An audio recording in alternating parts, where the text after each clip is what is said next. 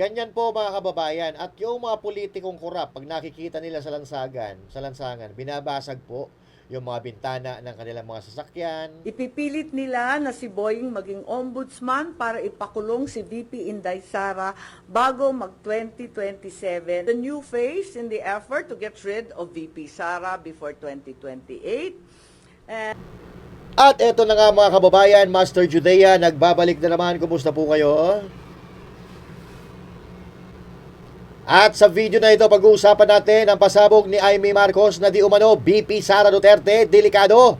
At may nangyayari daw na suhulan dyan sa ombudsman. Aba, ano ba yan? Dahil ayon sa impormasyon na nakuha, nasa huling plano na sila para burahin ang kasaysayan ng mga maaayos na naninilbihan sa ating bayan. So VP Sara Duterte, delikado ang sitwasyon dahil kakasuhan at ipapakulong gamit ang ombudsman. Oo. At ang pagbubulgar ng nangyayaring suhulan, abay, hinaharas di umano ang bagong OIC ng ombudsman na burahin ang kaso ni SOJ Rimulya para mailuklok bilang ombudsman. Ipapadismiss daw ang kasong isinampa laban kay Rimulya. Papayag ba ang sambayan ng Pilipino? Aba, pag-usapan po natin yan pagkatapos lang nito. Banateros ay hindi magigiba. Banateros ay hindi nag-iisa. Banateros ay kami walang iba. Banateros hanggang sa huli naming hininga. Yan ang banateros, walang inuurungan. Pag tama palakpakan, pag mali ay babanatan. Yan ang banateros, boses ng ordinaryong Pilipino. Banateros ay walang makakaawan.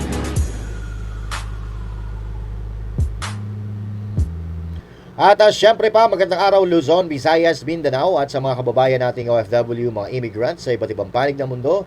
Magandang araw po sa inyong lahat. At syempre, huwag kakalimutan na mag-like, mag-share at mag-subscribe sa ating channel para lahat tayo ay masaya. At ito, pag-usapan natin, ito na nga mga kababayan, na talagang nasa final stage na sila ng kanilang mga plano sa pagpapabagsak kay VP Sara Duterte. Dahil ito, si SOJ Rimulya daw di umano ipipilit na maging ombudsman. Nagkakaroon na daw ng harasan dahil minamadali nila na mawala ang kaso laban kay SOJ Rimulya para maging qualify siya sa pagiging ombudsman. Alam nyo, grabe ito mga kababayan, ano? Gagawin talaga nila ang lahat para hindi sila mapanagot sa kanilang mga nagawang mga kasalanan sa ating bayan, sa mamamayang Pilipino. At ito po ang pagpubunyag ni Senator Amy Marcos. Panoorin po natin. Eto. Tagal Saan na yun? Tagal. Ng press con. Ayan na. Makapagbigay lang ng konting salita. At gusto ko nang sabihin, napakasimple ng mga pangyayari dyan, nagkakagulo sa ombudsman dahil hindi sila nagtagumpay sa PI. Nako. Mga PI nila. Nako po. Hindi rin sila umubra sa impeachment. Kaya narito na tayo ngayon. Ipipilit nila na si Boying maging ombudsman para ipakulong si VP Inday Sara bago mag-2027. At hindi lang si Inday Sara, kundi lahat ng mga Duterte, kaalyado ng mga Duterte, baka pati ako. Yan ay sa gitna ng paghihirap ng mga Pilipinong binabaha ng tubig, ng korupsyon at ng kawalang aksyon. Tinutukan ko ang Plan A nila na People's Initiative Chacha. Binuking ko ang Plan B, yung impeachment, para mawala sa landas nila si VP Sara sa 2028. Nako. Ngayon, nasa Plan C na po tayo, sa ombudsman naman. Nako. Naunpay, nakita ko na, kaya ako nagsampa ng kaso nung May 2, nandun ako sa ombudsman. Kung hindi kayo titigil sa pamumulitika, mag-asaran tayo. Hindi ko rin kayo tatantanan. Para kayong mga kabayong na katapalodo sa 2028, 2026 pa lang ngayon. Napapabayaan nyo ang bayan sa kakaisip ng ambisyon at paraan paano nyo buburahin ang mga nakaharang sa mga maiitim ninyong plano. Nasa 2028 na kayo. 2026 pa lang. Paano makakaligtas at mabubuhay ang Pilipino 2026, 2027? Paano makakaraos? Hindi sila tulad ng mga buhaya na kaya sa lupa at lumalangoy sa baha, walang pakialam. Sa bagay, no? Yung mga buhaya, mga Ngayon- kababayan, yung mga buhaya, mabubuhay sa lupa, mabubuhay din sa tubig. Papaano tayong mga tao? Hindi naman tayo mabubuhay sa tubig. Hindi naman tayo buhaya. Yun ang OMB, Bantayog ng Katwiran, para sa mga lingkod bayan. Pati ba naman yan, gusto ninyong baluktutin? Habang nagsusumikap ang lahat ng tapat, habang ang lahat ng Pilipino ay galit dahil gustong makakita ng tuwid, habang pilit naming nire-reband na tuwid ang sistema, eto kayo at pilit nyong kinukulot, binabaluktot, ginugulo. Ang OMB ay opisina, hindi parlor. Tigilan nyo yan. Parlor. Oh. Ang mensahe ko naman kay bagong Deputy OIC Ombudsman Vargas ay simple lamang. Kung nayayanig ka na sa pressure, isabuhay mo na lang ang sikat ng kanta ni April Boy Regino. Kapag nariyan na ang suhol, itaas mo ang iyong dalawang kamay ng ganito Hindi ko at kayang sabihin, tanggapin. hindi ko kayang tanggapin. Wala lang. Naloloka na ako. Yes po. Git ninyo na plano nila na kaya ilagay si Secretary Boying Rimulya sa ombudsman para ipakulong si VP Sara at mga ka-alyado niya. Ano yun, suspicion o may nakuha kayo na mabigat na information na pinagbasihan nyo? Yes, marami po tayong information na talagang dito patungo ang paghalal ng isang ombudsman na kaibigan natin dati pero hindi naman natin mapagkakailay. Ang labo-labo naman ng ganon. Kaya tututulan ko po at magtiisan po tayo. Hindi natin kakayanin yan at hindi dapat mangyari yan. Dahil klaro naman hindi dapat politiko, klaro yung conflict of interest, hindi naman na maitatakwil na may kaso. So, 2 sets of cases against Secretary Boying Remulla presently pending before the Ombudsman. Kung paano siya magkakaroon ng clearance from the Ombudsman, pipilitin talaga, pinaltan na yung Deputy OIC na dati nariyan, si Deputy OIC Castillo, malamang ayaw mag-cooperate, kaya kung ano-anong paninira, nakikita natin sa online. Meron administrative case for grave misconduct and conduct prejudicial to the best interest of the service. May ikalawa pa, may criminal cases, usurpation of judicial functions under the revised penal code, another criminal case for arbitrary detention of PRRD. Ayan, so nag-file ako nung nakaraang 27 August ng position paper ad cautelam kasi marami pang pending, marami pang iniintay. Higit sa lahat, hindi pa nare-resolve yung time to file the position paper. Iintay rin kami yung mga respondent.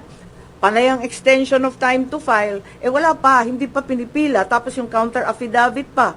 And then Marbil, si General Marbil, may motion to withdraw pa his rejoinder affidavit. So ang dami pang nakatenga. Dapat talaga, pasok na yan sa preliminary investigation. Di naman nila pwedeng i-dismiss kasi umandar na yung kaso Meron pa akong motion for clarificatory hearing. Meron pa akong motion for supplemental position paper. Kaya, ayun, nung nag-file ako nung 27 August, yung sumunod na araw, wala, tinanggal na si OIC Ombudsman Marie Flor Punsalan Castillo. Bigla-bigla ang pinasok yung Deputy Ombudsman sa Visayas, si Dante Vargas naman. Ang daing naririnig, ang daming haka-haka, ang daming pinapakita na sinisiraan na nga si OIC Ombudsman Castillo na dati-rati wala naman tayong naririnig tungkol dyan. Kung ano-anong district engineer flood zone control, talaga naman nasa uso bigla. Ang totoo, ang balita, ang pagkakilala kay Justice Punsalan Castillo, hindi daw yan napapagsabihan kasi very independent-minded at very legalista. Kaya hindi talaga nauuto, hindi talaga nasusuhulan. Yun na nga. Tapos, may issue pa na yung bagong OIC Ombudsman Vargas, ang asawa daw, kaklase daw ni Secretary Boying sa UP Law. Nako po, delikado tayo dyan. Siyempre, magkakaroon magkakakilala yan, magkakaklase Pero wag naman sana paglaruan ang batas ng Pilipinas dahil lang sa kasakiman, sa kapangyarihan, sa mga ambisyon na wag nang bumitaw dito sa kanilang kinauupuan. Ako po, oo, hindi papayag ang taong bayan dyan. Sigurado ako. Therefore, there's extremely heavy pressure to dismiss the case against Boying. At eto nga, na itong kaso ay madidismiss ngayong linggo. Paktay. Bakit i-dismiss yan? Yan ang tanong ko. At ang balita, immediately executory ang ilalabas. It's also alleged that even though the time for filing of So abangan po natin yan mga kababayan dahil hindi po imposible yan. Dahil kung matatandaan natin, yung anak ni SOJ Remulla na nahulihan ng napakaraming droga, bigla na lang yung kaso na naglaho na parang bula at kamakailan lang, na-dismiss na. So, posible po yan mga kababayan, pero wala. Oo. the motion for reconsideration has not lapsed, the OIC will nonetheless issue an ombudsman clearance para tuloy-tuloy ang pag-appoint kay Boying. Nako. It's very bothersome if the cases will be dismissed days after the position papers were filed. Kulang pa yung response galing sa mga respondent. Marami pang pending incident. I-dismiss. Ang dami pang nakatenga. Hindi ba nakakaduda yan? Yes. There is So, ibig sabihin, ni Senator Amy, marami pang mga naunang kaso na dapat mapag-usapan, pero bakit itong bago lang na i-final, ito ang tinututukan. Kasi nga, minamadali na po nila. Minamadali nila na makaupo dyan sa ombudsman para ipagpatuloy nila yung dati nilang plano na pagpapabagsak kay VP Sara Duterte para hindi na nga makatakbo dyan sa 2028 election. So, ito po yun, mga kababayan. It's very ominous. There is a very ominous reason, clearly, for Secretary Boying to become the next ombudsman. It's the new phase in the effort to get rid of VP Sara before 2028. And since the PI failed, the impeachment failed, therefore the third attempt is lawfare at its very worst. Imprison Inday Sara, all the Duterte allies, including myself, perhaps, to be harassed by cases with the new ombudsman. Plunder will be the name of the game, no bail, and imprisonment until 2028. I will be very, very surprised kung aabot si VP Sara na malaya kapag naupo itong uri ng ombudsman. Kaya ako, magpa-file ako ng opposition, pati sa JBC, dahil klarong-klaro yung conflict of interest, tapos magiging magulo. Kapag itong mga kaso sa PRRD arrest will be rendered ineffective. Halimbawa, if the OIC ombudsman caves to pressure, dismisses na nga the cases, pati yung MR i-dismiss, mapupunta sa CA, sa Supreme Court. Paano yan? Kahit i-reverse ng CA or Supreme Court yung OIC ombudsman, orders the dismissal from service, declares he's perpetually disqualified. Paano ma-enforce yung desisyon na yan? Kung si Secretary Boying ay nakaupo ng ombudsman. He can only be removed by impeachment. Nako. It may not be amiss to inform the JBC as well as the present OIC ombudsman that we understand and commiserate with the unbearable, tremendous pressure to issue a clearance.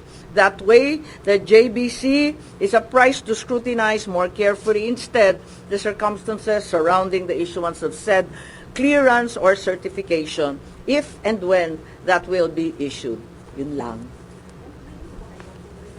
Yan yung ganung plano to rid VP Sara and then i-dismiss yung kaso against Justice Secretary Remulla para may appoint siya sa ombudsman?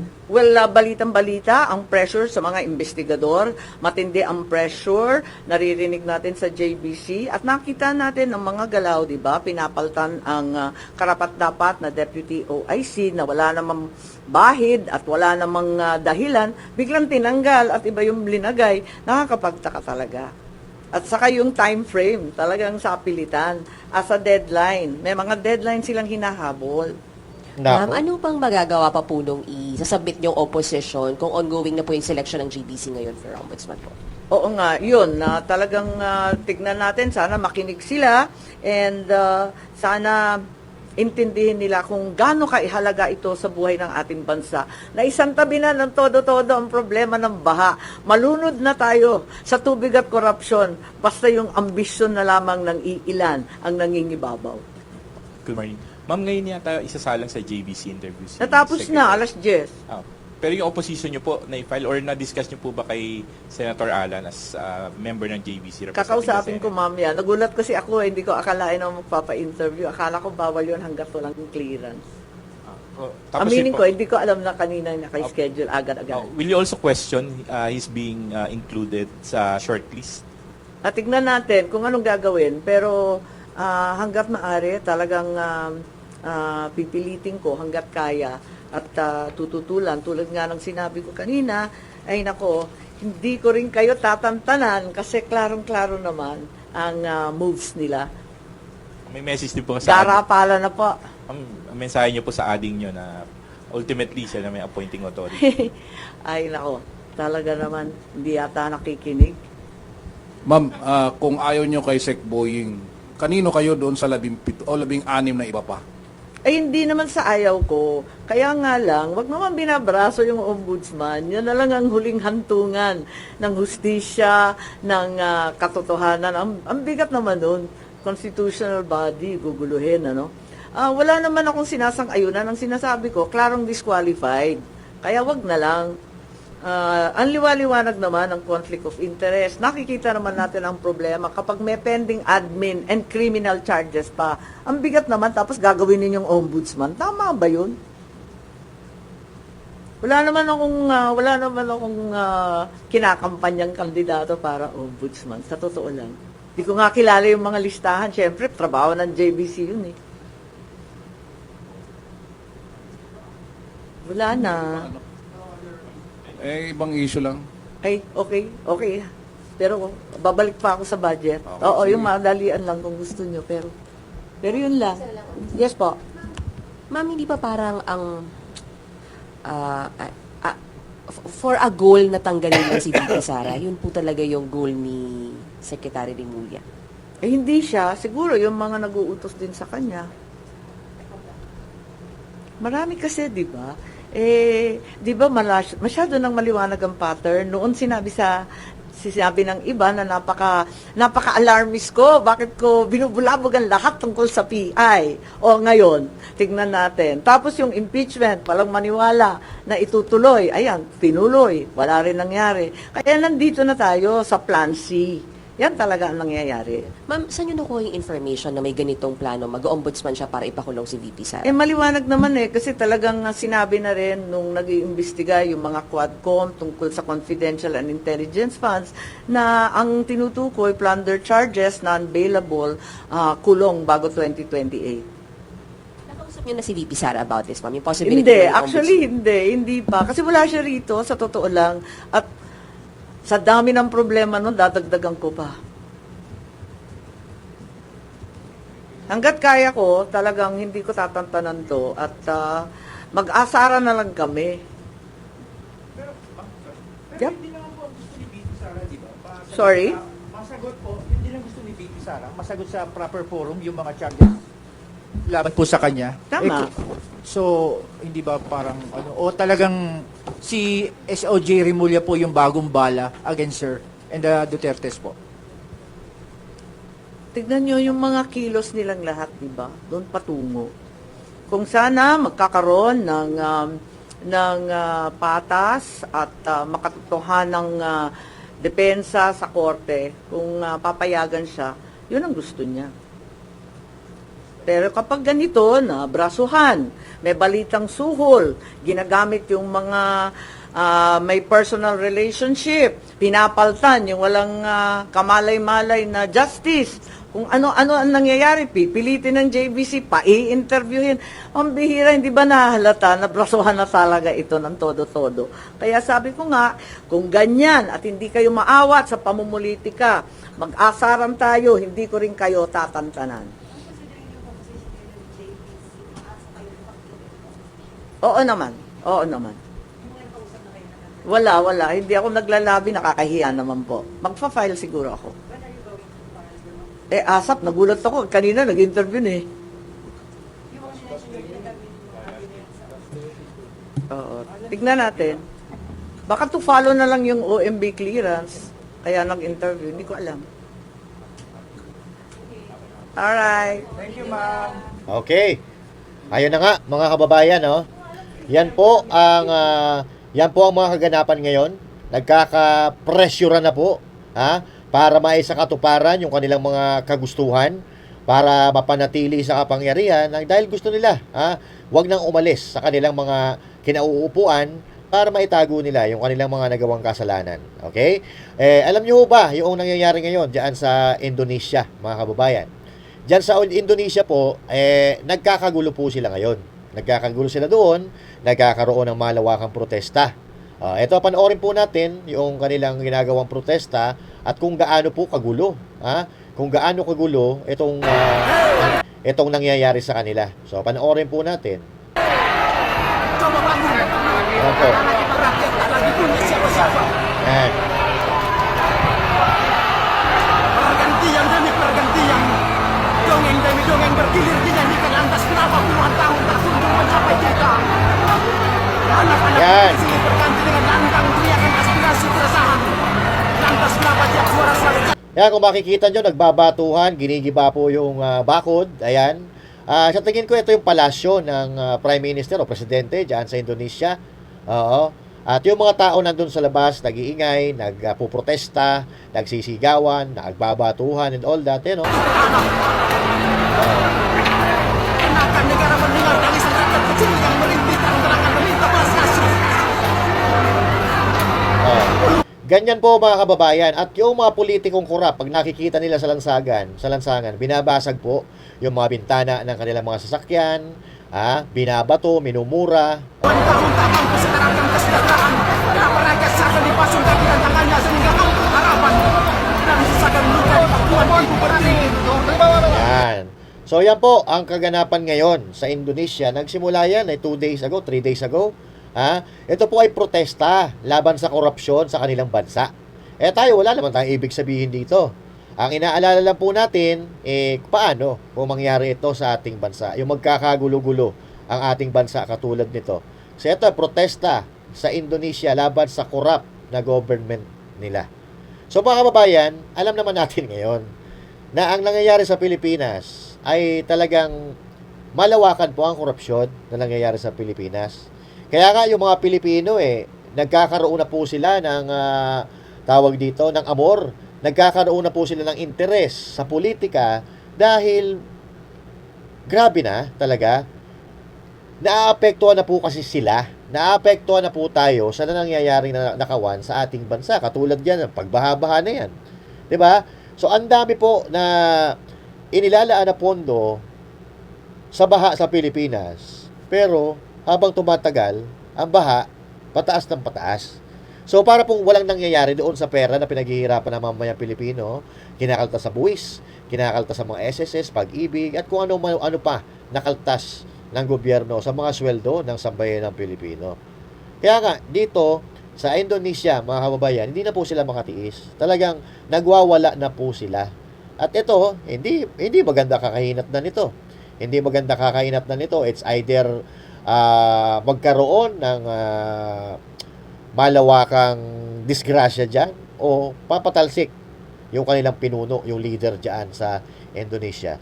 Huwag naman sana na mangyari ito sa Pilipinas. Kasi ngayon mga kababayan, nakikita ko, galit na talaga ang taong bayan sa nangyayaring kurakutan na naghahalal tayo ng mga lingkod bayan pero hindi natin mapakinabangan. Bagkus, sila pa yung nagiging dahilan pala ng paghihirap ng sambayanan. So, mga kapatid, kung ano po ang inyong opinion regarding dito sa napag-usapan natin ito, i-comment nyo. Pag-uusapan natin yan sa mga susunod nating usapan. Okay? And again, this is Master Julese and thank you. God bless you all and to God be the glory. Magandang araw po sa inyo lahat.